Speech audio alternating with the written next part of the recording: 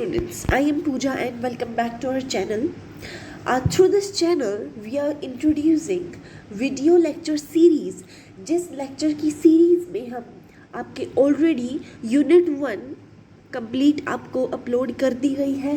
Unit 2 के chapter 1, 2 and 3 को already हम डिस्कस कर चुके हैं and today we are going to discuss unit 2 chapter 4 and 5। ठीक है, तो आज की वीडियो सॉलिडली बेस्ड होने वाली है यूनिट 2 के चैप्टर 4 एंड 5 के regarding and this video is based on the subject semester 2 BA political science students perspective on public administration. Okay, and this is your DSC discipline specific course in English medium and this is very important for you। ठीक है, तो आज की video solidly उसी पर based होने वाली है as per national education policy. And अगर आप DU SOL regular and NCWEB के स्टूडेंट्स हैं या फिर किसी भी यूनिवर्सिटी के स्टूडेंट जिसके अंदर ये सब्जेक्ट आता है, तो ये वीडियो आपके लिए है। सभी चैप्टर्स की वीडियोस को सीरीज़ वाइज अपलोड किया जाएगा, तो आप जो है मेक श्योर करें कि आप सभी वीडियोस को ध्यान से देखें। इजी लैंग्वेज में स्पेसिफिकली आपके लिए एग्ज़ाम ओरिएंटेड नोट्स बनाए गए हैं। एग्ज़ाम में जो आपके आने वाला है सिर्फ वही टॉपिक्स हम आपको पढ़ाने वाले हैं। ठीक है, तो वीडियो को आपने ध्यान से देखना है। यहाँ से आप अपना सिलेबस 95% कवर कर लोगे पूरा का पूरा। बाकी जो है आप अपने मोस्ट इम्पॉर्टेंट क्वेश्चंस की वीडियोस में कवर करोगे जो आपके लिए बाद में अपलोड करती जाएंगी। लेकिन राइट नाउ हम फोकस करते हैं अपनी इस वीडियो पे and your chapter is going to be yes, this is chapter 4 and chapter 4 is based on logical decision making। Herbert Simon ने लॉजिकल डिसीजन मेकिंग को इंट्रोड्यूस किया था। लॉजिकल डिसीजन मेकिंग का मतलब होता है जब आप लॉजिकली पूरे होश और हवास में अपना कोई डिसीजन लेते हैं। लॉजिकली मतलब कि जब आप कोई डिसीजन लेते हैं, इमोशनल चीज़ों को साइड में रख के पॉलिटिकल सोच को लेकर जब आप एक कोई भी डिसीजन लेते हैं। The most important function in administrative organization is decision making. सबसे ज़्यादा ज़रूरी काम एक सत्ता के अंदर होता है डिसीजन बनाना। This is a decision behind any policy and administrative work. आपके लिए किसी भी प्रकार की policy, any sort of policy and administrative work, first of all they have to decide whether to do it और नॉट। फॉर एग्जाम्पल, आज के time में बहुत सारी स्कीम्स को इंट्रोड्यूस किया गया है, तो उन स्कीम्स को इंट्रोड्यूस करने से पहले डिसाइड किया जाता है whether we should introduce them और नॉट। वो बजटिंग के ऊपर डिसाइड किया जाता है कि हमारे पास इसके लिए इतना बजट है या नहीं है, और भी बहुत सारे फाइनेंशियल डिसीजंस को देखा जाता है कोई भी स्कीम को इंट्रोड्यूस करने से पहले। तो उसके लिए डिसीजन मेकिंग ही सबसे इम्पोर्टेंट हमारा सब्जेक्ट होता है। In modern public administration, decision making is considered the main function of the administration। ये सबसे मेन फंक्शन माना गया है। Herbert A. Simon has an important contribution in the decision of this field। इस field के लिए जितने भी डिसीजंस लिए जाते हैं उसमें हर्बर्ट ए साइमन का एक बहुत बड़ा कॉन्ट्रीब्यूशन है, यानी कि योगदान है। According to Simon, the best way to understand administration is to understand how officials take decision। According to him, he thinks that for an administration, if we want to understand the hierarchy of an administration, we have to see how the people of power in the administration take decisions। यानी कि जिन लोगों के पास power है वो किस तरह से decision लेते हैं, उनका क्या प्रोसेस रहता है। ठीक है, तो डेफिनेशन ऑफ डिसीजन मेकिंग, लोक प्रशासन, डिसीजन मेकिंग हर्बर्ट साइमन, निर्णय निर्माण हर्बर्ट साइमन, उनका क्या मानना है। देखो, decision making is the process in which an appropriate option is selected among various options to solve a problem. एक दिक्कत को सॉल्व करने के लिए बहुत सारी ऑप्शंस में से एक एप्रोप्रिएट ऑप्शन को चूज़ किया जाता है लोगों की भलाई के लिए, for the benefit of the population.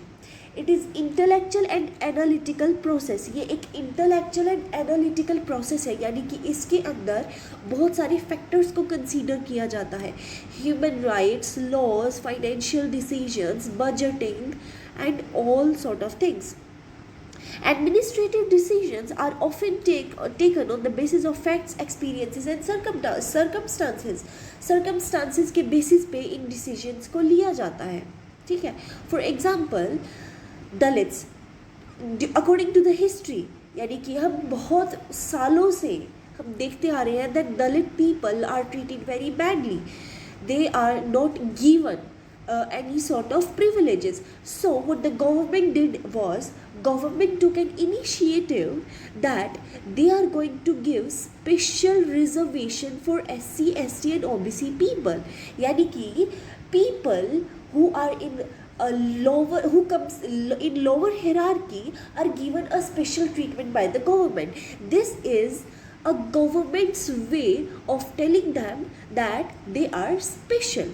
ठीक है. Decision making affects the success and efficiency of the organization. Decision making से बहुत बड़ा प्रभाव पड़ता है. It affects people. Types of decision making. Now there are 4 main types of decision making. The first one is planned decision making. The decision taken on the basis of predetermined rules and procedures. For example, government कोई भी scheme निकालना चाहती है तो उनको सबसे पहले constitutional rights को देखना पड़ेगा, ठीक है. अनप्लान्ड डिसीजंस, अचानक किसी को कोई डिसीजन लेना पड़ गया, ठीक है, तो एक कोई भी नई एंड कॉम्प्लेक्स प्रॉब्लम को जब सॉल्व करते हैं, जब ऐसा कुछ हुआ ही ना हो पहले, वो चीज़ें अगर हमें सॉल्व करनी पड़ जाए तो उसे हम अनप्लान्ड डिसीजन कहेंगे. Individual decision, when a person takes the decision himself. Collective decision, when a group of people try to solve a problem, that is the collective decision. Now what are the principles of decision making? Decision making in administration is based on many principles. अब इसके बहुत सारे principles होते हैं. Logic, experience, information, analysis have an important place in these. First of all we have to consider logic. Logically कोई चीज़ सही है या नहीं. इमोशंस को एक बार साइड में रख के क्या हम इस चीज़ को थ्योरेटिकली सॉल्व कर सकते हैं according to the book. Experience, यानी कि if this problem is faced by others, how did they solve this problem. Information, according to the information given, how can a person solve this problem. ठीक है, तो ये इन सारे factors को include किया जाता है. Different scholars have presented different theories to explain the decision making process. अलग अलग स्कॉलर्स ने, अलग अलग हाईली एजुकेटेड पीपल ने एक अलग अलग थ्योरी निकाले हैं डिसीजन मेकिंग प्रोसेस को लेकर. The process of these theories is to understand how decisions are taken in organizations and how they can be improved. एक ऑर्गेनाइजेशन के अंदर कैसे डिसीजंस को लिया जाता है और उन्हें कैसे ठीक किया जा सकता है. अब मतलब क्या होता है डिसीजन थ्योरी का. Decision theory is the study of how individuals and organisations make decision. एक इंडिविजुअल और ऑर्गेनाइजेशन कैसे डिसीजन को लेती है. This theory explain the process of analysis and selection of various alternatives. क्या क्या ऑल्टरनेटिव्स और क्या क्या एनालिसिस उन्हें करने पड़ते हैं, उसका प्रोसेस क्या रहता है, वो इस डिसीजन थ्योरी के अंदर आएगा. Its objective is to make administrative decisions more logical and effective. Logical होने चाहिए एंड इफेक्टिव होने चाहिए. सिर्फ थ्योरेटिकली प्रूफ नहीं, प्रैक्टिकली जो सॉल्यूशंस हमारे काम आ सके. Decision theory has great importance in modern administrative studies. आज के टाइम पे बहुत ज़्यादा इम्पोर्टेंट इसे माना गया है. Intuitive decision making format. In this format, decisions are taken on the basis of experience and intuition. Intuition क्या होता है? देखो, intuition होता है sixth sense, ठीक है. फॉर एग्जाम्पल, एक आपको एक गट से फीलिंग आती है ना कि आप कभी रात में कहीं पे जा रहे हो, ठीक है, फॉर एग्जाम्पल, एंड आप कहीं पर आप हो एंड आपको बहुत अजीब सी फीलिंग आ रही है, बहुत ही अनसेफ आपको फील हो रहा है. दैट इज़ योर इंट्यूशन, कि आपका माइंड आपको ये बताने की कोशिश कर रहा है कि ये गड़बड़ लग रहा है, मुझे कुछ ठीक नहीं लग रहा. आपकी बॉडी भी उस तरीके से रिएक्ट कर रही है. दैट इज़ योर इंट्यूशन, कि जब कोई चीज़ आपके साथ प्रैक्टिकली नहीं है बट आपको फील हो रहा है कि कुछ ऑलरेडी कुछ गलत होने वाला है, ठीक है, तो उसे हम इंट्यूशन कहते हैं, वो हमारी सिक्स सेंस होती है। इंट्यूशन हर किसी के अंदर होता है, सिक्स सेंस लगभग माना जाता है लड़कियों के अंदर होता है, बट इंट्यूशन सबका होता है। हर किसी का एक जो है परसेप्शन होता है बॉडी का, दे कैन फील इट। जब भी डेंजर आती है हमारे आसपास, our body can feel it. In this more reliance is placed on a person's understanding and experience rather than logic and detailed analysis। logic और analysis को side में रख के एक person की understanding और उसके experience को देखा जाता है। for example, if a person has gone through a traumatic experience, एक person के साथ already बहुत बुरा हो चुका है, ठीक है, जब सेम सिचुएशन उसके सामने दोबारा आएगी तो उसका एक ऑटोमेटिक रिस्पॉन्स होगा पैनिक कर जाना, क्योंकि उसके साथ ऑलरेडी हो चुका है। अब वो चीज़ दोबारा हो या ना हो उससे फ़र्क नहीं पड़ता, बट उनकी एक्सपीरियंस ऐसा हो चुका है। तो एक्सपीरियंस और अंडरस्टैंडिंग को लेकर ये इंट्यूटिव डिसीजन मेकिंग फॉर्मेट लिया जाता है। Many times such decisions have taken in emergency situations. कभी कभी ऐसे डिसीजंस को इमरजेंसी सिचुएशंस के अंदर भी लिया जा सकता है। However, such decisions are not always correct।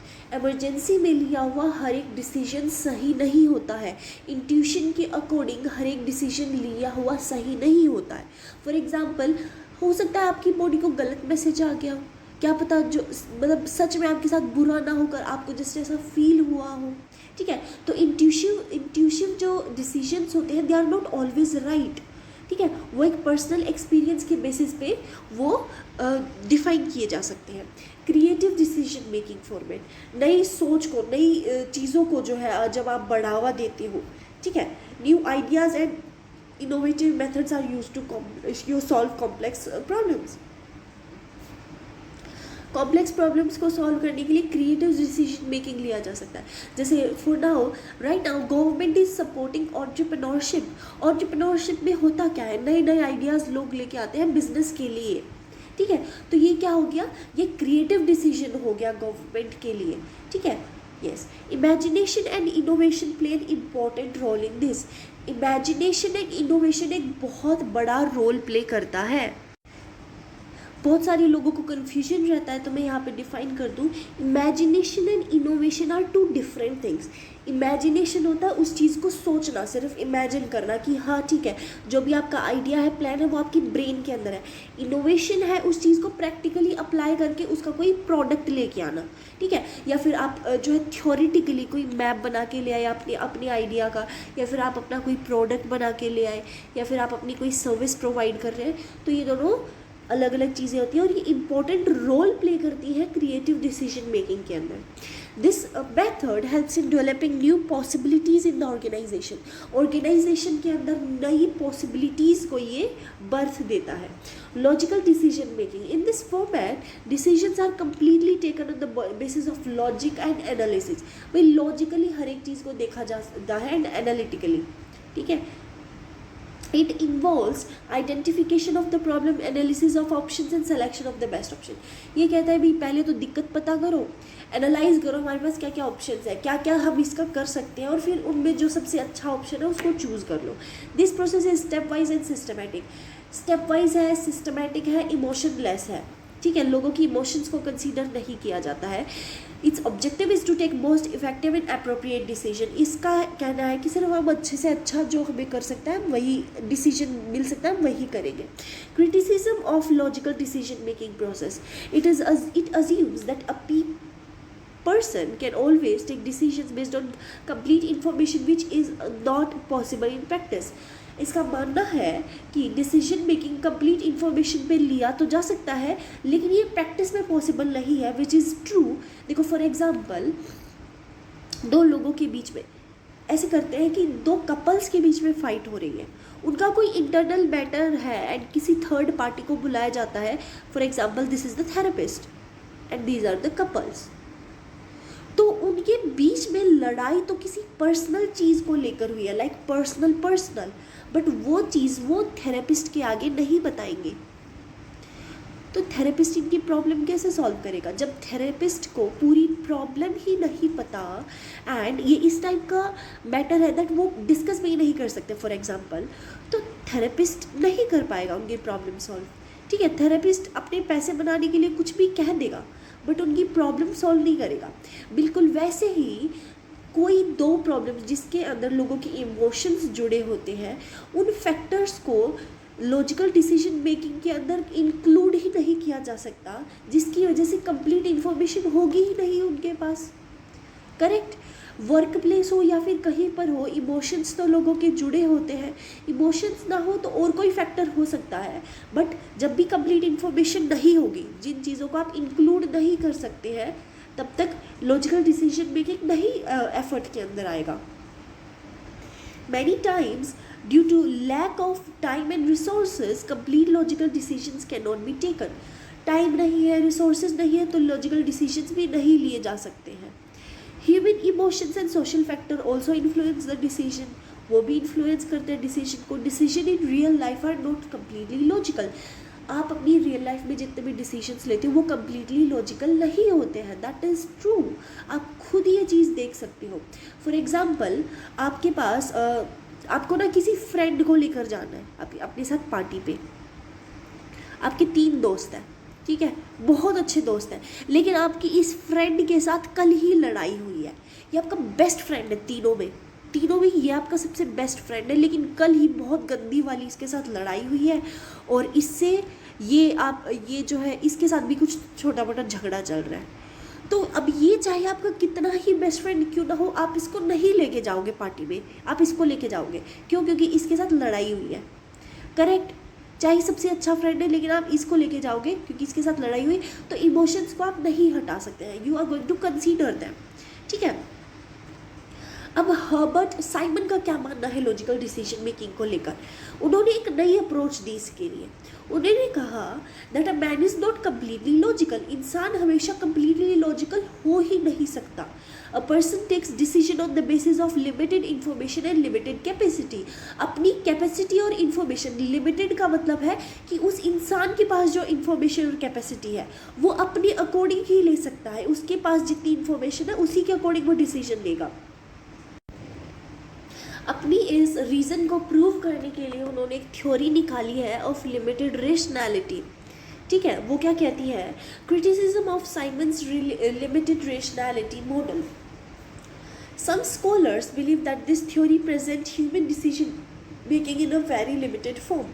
कुछ स्कॉलर्स का मानना है दैट कि ये जो थ्योरी है ह्यूमन डिसीजन मेकिंग की, बहुत ही लिमिटेड फॉर्म में है, ठीक है। इसका कोई सोर्स नहीं होता है। It does not give adequate importance to social and cultural factor. Social और कल्चरल फैक्टर को ये इम्पोर्टेंस नहीं देता है।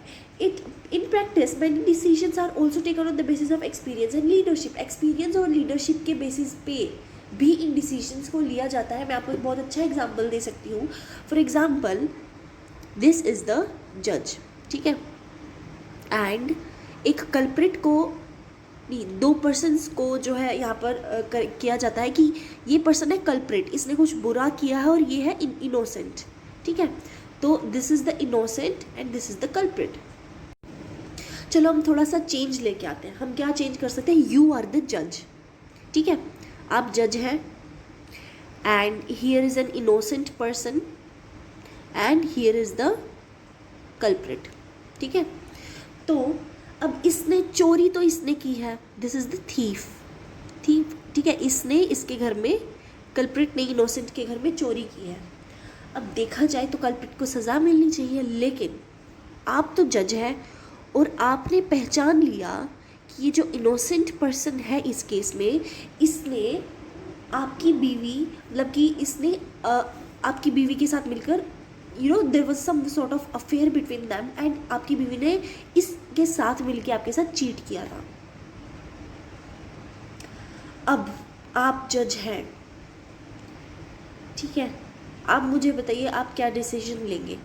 क्या आप कल्प्रिट को सज़ा देंगे या फिर आप इनोसेंट को सज़ा देंगे? यानी कि शक दोनों पे है, ठीक है। अगर किसी को सिचुएशन नहीं समझ आई है, मैं दोबारा बता देती हूँ। आप जज हैं, ठीक है, ये आप है, ठीक है, आपके पास एक केस आया है जिसके अंदर 2 इंसान हैं, ये है इनोसेंट और ये है कल्प्रिट। इसने चोरी की है, कल्प्रिट ने चोरी की है इसके घर पे चोरी हुई है।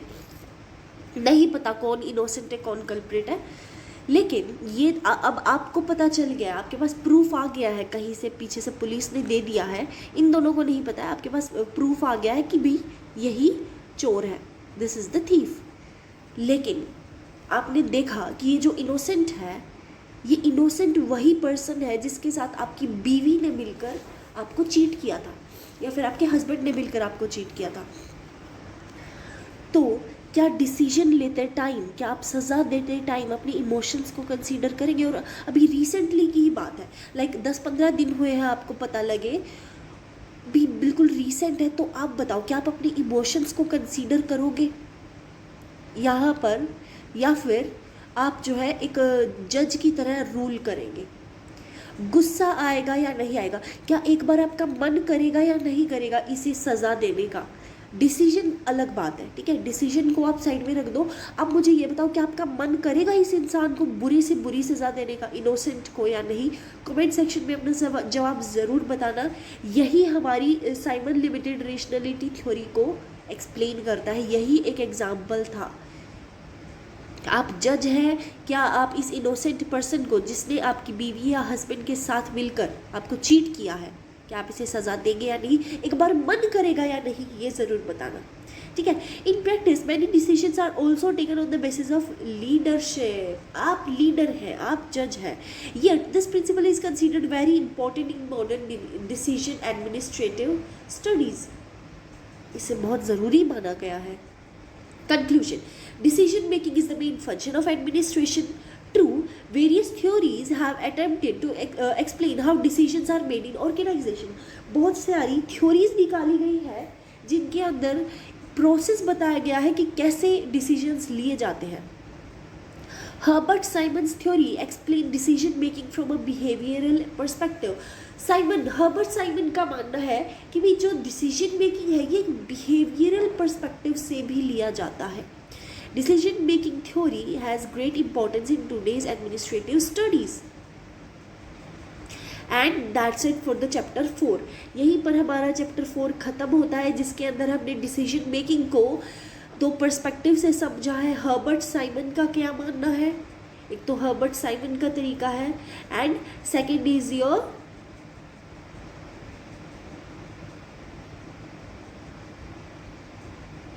अच्छा हर्बर्ट साइमन का ही तरीका पढ़ा है, सॉरी। तो हर्बर्ट साइमन का डिसीजन मेकिंग थ्योरी को लेकर क्या पर्सपेक्टिव है, ये हमने इस चैप्टर के अंदर पढ़ा है। बहुत ही आसान था। चैप्टर 5 स्टार्ट करते हैं। 5th chapter is all about the ecological approach which is by Fredericks. Ecological approach का क्या मतलब होता है? देखो यहाँ पर इकोलॉजी का मतलब है the study of how human, यानी कि how living things and environment correlate with each other. कैसे लिविंग थिंग्स कैसे जीती है, क्या क्या प्रोसेसेस, मतलब कि क्या क्या फैक्टर्स वहाँ पर इंक्लूड होते हैं, जैसे रिलीजन हो गया लिविंग थिंग्स, ठीक है, जैसे एडमिनिस्ट्रेशन हो गया, ये सब चीज़ें जब हम कंक्लूड कर देते हैं, सोशोलॉजिकल, एनवायरमेंटल, ठीक है, तो ये हम पढ़ने वाले हैं। Environmental and societal conditions play a significant role in the study of public administration. Public administration के अंदर एनवायरमेंटल एंड सोशल कंडीशंस एक मेजर रोल प्ले करती है, क्योंकि इसके अंदर वही तो आता है। सरकार क्या करती है? सरकार के अंदर पूरा इंडिया आता है। इंडिया के अंदर है क्या? इंडिया के अंदर है हमारे नेचर है, लिविंग थिंग्स है, एनिमल्स हैं, करेक्ट, लैंड हो गया, ठीक है। तो administrative systems are influenced not only by the rules, also by the social, economic and cultural conditions. Cultural conditions को भी बहुत बड़ी एक मान्यता दी जाती है। फॉर एग्जांपल, जब भी कोई बड़ा त्यौहार होता है तो सरकारी छुट्टी होती है। फॉर एग्जांपल दिवाली हो गया, होली हो गया, सरकारी छुट्टियां होती हैं पूरे देश में, हर कोई भी कंपनी हो सबकी छुट्टी होती है, तो एक रिलीजियस चीज़ हो गई, correct. To explain this idea F.W. Riggs introduce the ecological approach. अब F.W. रिक्स ने एक इकोलॉजिकल अप्रोच को इंट्रोड्यूस किया। इस अप्रोच का कहना है कि एडमिनिस्ट्रेशन और सोशल एनवायरनमेंट एक दूसरे से जुड़े हैं, ठीक है, ये कोई अलग चीज़ नहीं है बल्कि ये सेम चीज़ है। Therefore, to understand any administrative system, it is essential to study its ecological economic and social conditions को और इकोनॉमिक कंडीशंस को देखना बहुत ज़रूरी है. Riggs ecological approach to administrative system. According to Riggs, administration is not a closed system but influenced by various elements of society. अब administration को सिर्फ कोई क्लोज सिस्टम नहीं है, इसको इन्फ्लुएंस किया जाता है, बहुत सारे एलिमेंट्स लगते हैं. सोशल स्ट्रक्चर क्या है, अभी जैसे हमारे बहुत ही रिस्पेक्टेड हमारे रतन टाटा सर का अभी 1 साल पहले देहांत हुआ था, राइट, ही डाइड. लेकिन उनको एक प्रॉपर एक इंडियन ऑफिसर जब डाई होते हैं तो उनको प्रॉपर रिस्पेक्ट के साथ विदा किया जाता है. बिल्कुल वैसे ही हमारी सरकार ने बिल्कुल वैसे ही उनको उस तरीके से उनको विदा किया था. क्यों? क्योंकि वो बड़े एक लीडर थे, बहुत बड़े, जिन्होंने देश के भले के लिए बहुत कुछ दिया था. तो ये कहते हैं कि एक सोशल स्ट्रक्चर था. ये सिर्फ एक इंसान के लिए नहीं, पूरे भारत के लिए एक बहुत बड़े इन्फ्लुएंशियल लीडर थे. ठीक है, तो उन्हें उसी रिस्पेक्ट के साथ उनको विदा किया गया, उन्हीं रिस्पेक्ट के साथ उन्होंने अपनी लाइफ जी. तो यही चीज़ें जो है वो डिस्क्राइब करते हैं हमारे सोशल कल्चर के अंदर कि हमारा कल्चर क्या है. Hindu culture, Muslim culture. Muslims की जब ईद होती है हमारी सरकारी छुट्टी होती है, दिवाली होली होती है सरकारी छुट्टी होती है. ठीक है, पोंगल होता है सरकारी छुट्टी होती है, लोहड़ी होती है तो सरकारी छुट्टी होती है. इकोनॉमिक हमारी कंडीशंस को देखा जाता है. जो हमारी फाइनेंशियली बैकवर्ड पीपल है उनको आगे लाने के लिए पूरी कोशिश की जाती है. पॉलिटिक्स इन्फ्लुएंस एडमिनिस्ट्रेशन को भी जो है प्रोवाइड किया जाता है. If society changes the administrative system also changes, वो भी एडमिनिस्ट्रेटिव चेंजेस भी बदलते हैं. This approach studies the interaction between administration and its environment. ये इंटरेक्शन जो है वो स्टडी करती है हमारी एनवायरनमेंट और एडमिनिस्ट्रेशन के बीच में. Riggs propose this theory specifically to explain the administration in developing countries. कैसे एडमिनिस्ट्रेशन डेवलपिंग कंट्रीज़ के अंदर चेंज होता है, कैसे कैसे वो डेवलप होता है, यही चीज़ें रिग्स का मकसद था पढ़ाने का. ठीक है, now Apriorian, Industrial and Prismatic societies, Fusion, Divergent. अब इनको हम डिटेल में पढ़ने वाले हैं. Apriorian, this is a traditional society. In this society, social, economic and administration functions are not separated from each other.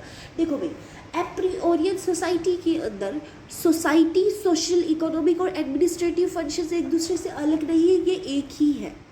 ठीक है, institutions are not clearly developed. Industrial society, this is a modern and developed society. In this society, various institutions perform clearly distinct functions. Her society का एक clear distinct function है, अलग अलग उनके functions होते हैं. Administration is more organized and efficient. ठीक है, देखो मैं आपको एक अच्छा एग्जांपल दे सकती हूँ. एप्रोरियन सोसाइटी हमारी इंडियन सोसाइटी है. इंडिया के अंदर कल्चर, एडमिनिस्ट्रेशन हम कितना ही अलग करने की कोशिश कर रहे, नहीं होता अलग. पॉलिटिशियंस आज भी हिंदू मुस्लिम को लेकर आज भी बहुत सारी पार्टियां बना रहे हैं. उसी के बेसिस पे आज भी हमारा वही के वही उसी कचरे में गिरे हुए हैं जहाँ पर शुरू में थे. जहाँ से ये शुरू हुआ था, ये उस कल्चर का है, ये उस रिलीजन का है, इसे ये लैंग्वेज नहीं आती, इसे वो लैंग्वेज नहीं आती. यहाँ पर हमारा एडमिनिस्ट्रेशन टोटली घुसा हुआ है हमारे कल्चर के अंदर. वहीं पर इंडस्ट्रियल सोसाइटी कौन सी हो गई? इंडस्ट्रियल सोसाइटी है यूएस, यूके. आप वहाँ के एडमिनिस्ट्रेशन को देखो, आप किसी भी रिलीजन के हो फ़र्क नहीं पड़ता, सबके लिए एक ही इंस्टीट्यूशन है, सबके लिए एक ही कॉन्स्टिट्यूशन है, सबके लिए एक ही लॉ है. ठीक है, so that is how these approaches are variable. Prismatic society क्या है? This is a state between traditional and modern society. It exhibits characteristics of both types. अब इसकी दोनों टाइप की कैरेक्टरिस्टिक्स होती है. Most developing countries fall into this type of society. इसका मतलब क्या है? वो एप्रोप्रिएट सोसाइटी में है लेकिन वो इंडस्ट्रियल बनना चाहते हैं. ठीक है, तो ये डेवलपिंग कंट्रीज़ का स्टेट है. हमारी इंडियन सोसाइटी है तो एप्रोप्रिएट, बनना चाहती है इंडस्ट्रियल. तो हम बीच में फंसे हुए हैं और कुछ लोग हमें निकलने चाहते हुए भी नहीं निकलने दे रहे. अभी देखते हैं हम SALA model, prismatic SALA model, यानी कि subsystem in a prismatic society. Riggs presented the SALA model to explain the administrative structure of a prismatic society. ठीक है. According to this model, the administrative official is called a SALA, SALA. In this administrative system, the prismatic society, there is often a discrepancy between formal rules and actual practice. Formal rule और actual practice के बीच में एक बहुत बड़ी discrepancy होती है, मतलब एक बहुत बड़ा फ़र्क होता है कि भाई फॉर्मल रूल कहता है कि जो भी गलत करता है उसे सज़ा मिलनी चाहिए, ठीक है, राइट, जो भी कुछ अन्याय करता है, अगर कुछ गलत करता है किसी के साथ, उसे सज़ा मिलनी चाहिए. लेकिन क्या एक्चुअल प्रैक्टिस में हो रहा है ऐसा? बहुत बार आपने देखा होगा कि इन्फ्लुएंशियल फैमिली का कोई पर्सन है जिसने एक बहुत बड़ा क्राइम किया है और वो पर्सन आज बाहर घूम रहा है, ठीक है. कितने ही एग्जाम्पल्स, कितने अमीर बच्चों ने रोड एक्सीडेंट किए हैं, 19 साल के 18 साल के बच्चे जिस पर वो रोड एक्सीडेंट कर रहे हैं, and they are still roaming free.